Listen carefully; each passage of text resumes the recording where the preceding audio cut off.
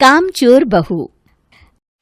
कांता बहन की 2 बहुएं थीं, बड़ी कल्पना और छोटी प्रिया। कल्पना का जैसा नाम वैसा ही काम। सारा दिन कल्पनाओं में रहती, ना कोई काम करती न कोई धाम। अरे कल्पना बहू, जरा अच्छी सी चटनी पीस दे, आज कुछ मजेदार खाने का मन है।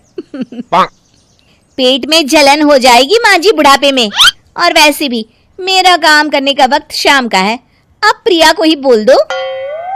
इतना कहकर कल्पना वहां से चली जाती है।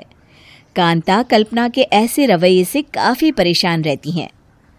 मैं बना देती हूँ माँ चटनी, ऐसा बोलकर प्रिया माँ को चटनी बनाकर प्लेट में खाने को देती है कि तभी वहां कल्पना आ जाती है। अरे वाह चटनी, जरा चख कर तो देखूं, बड़े दिन हो गए।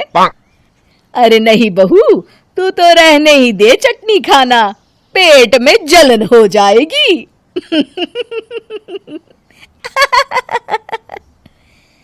इतना कहकर कांता और प्रिया दोनों हंसने लगते हैं। कल्पना सारा दिन या तो मोबाइल में यूट्यूब देखती या फिर सोती रहती। उसका कमरा भी बिखरा और गंदा रहता। एक दिन कल्पना का पति अशोक उससे कहता है, अरे कल्पना, जानवर भी उस जगह को साफ कर लेता है जहां वो बैठता है, तुम तो इंसान हो, कैसे इतने गंदे कमरे में रह लेती हो? देखो सारा सामान यहाँ वहां बिखरा पड़ा है। ज्यादा अपनी माँ का बोल ना बोलो। हाँ, कमरा तुम्हारा भी तो है, गंदा लग रहा है तो साफ कर लो। पता नहीं तुम्हारे साथ मैं कैसे जिंदगी बिताऊंगा। इतना कहकर अशोक वहां से चला जाता है। कल्पना बस खाना खाने कमरे से बाहर आती और फिर से कमरे में चली जाती। इससे कांता बहन काफी परेशान रहती। एक दिन प्रिया कांता से कहती है, माँ, मैं सारा दिन काम करके थक जाती हूँ, आप कल्पना दीदी से कहिए ना कि सुबह और शाम का काम बांट ले, मैं तो अब सिर्फ एक वक्त का ही काम करूँगी। हाँ। अरे तू वो भी ना करना, एक बहू तो कामचोर थी ही, दूसरी भी आ गई काम ना करने के बहाने लेकर। तभी वहां प्रिया का पति रमेश आ जाता है। माँ, मैं देख रहा हूँ भाभी कोई काम नहीं करती, प्रिया सारा दिन घर और रसोई का काम करती है, अब कुछ करो ना माँ। कांता मन में कुछ सोचती है और कल्पना के पास जाती है। कल्पना फोन पर मेकअप करना देख रही होती है। कल्पना, तुम सारा दिन बस मोबाइल देखती हो, घर का कोई काम भी कर लिया करो। प्रिया सारा दिन काम करके थक जाती है, आज से मैंने फैसला किया है, एक वक्त का काम तुम करोगी, सुबह का खाना तुम बनाओगी और रात का प्रिया। आप लोगों ने काम को हव्वा बना रखा है। अरे पता नहीं थोड़ा सा ज्यादा काम करने में आप लोग घबरा क्यों जाते हैं। और हाँ, बहुत ज्यादा प्रिया की तारीफ मत करिए मेरे सामने, बड़ी बहू तो मैं ही रहूंगी। मैं कुछ नहीं जानती, कल सुबह मुझे वक्त से खाना चाहिए, रसोई में आ जाना, वरना कल से तुझे खाना नहीं मिलेगा। अगली सुबह कल्पना रसोई में नहीं आती है। वो देर से सोकर उठती है और बाहर आकर कहती है, अरे भूख लगी है, आज खाने में क्या है? इतनी देर हो गई, आज किसी ने मुझे उठाया भी नहीं, पता नहीं कहाँ है सब। कल्पना को घर में कोई नहीं दिखता।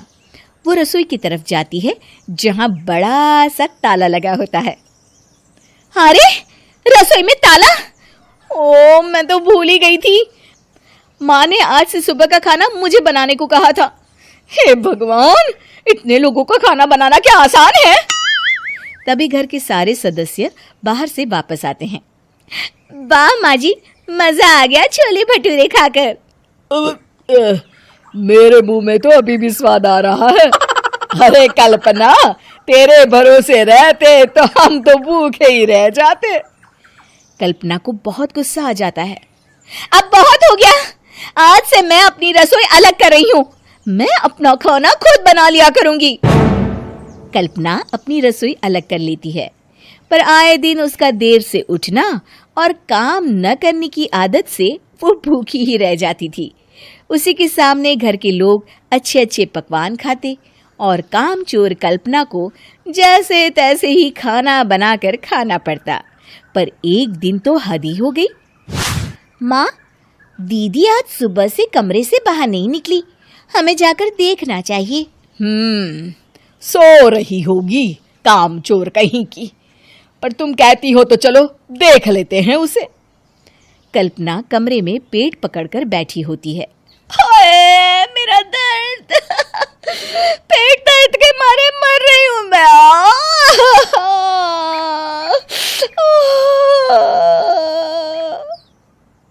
अरे दीदी, क्या हुआ?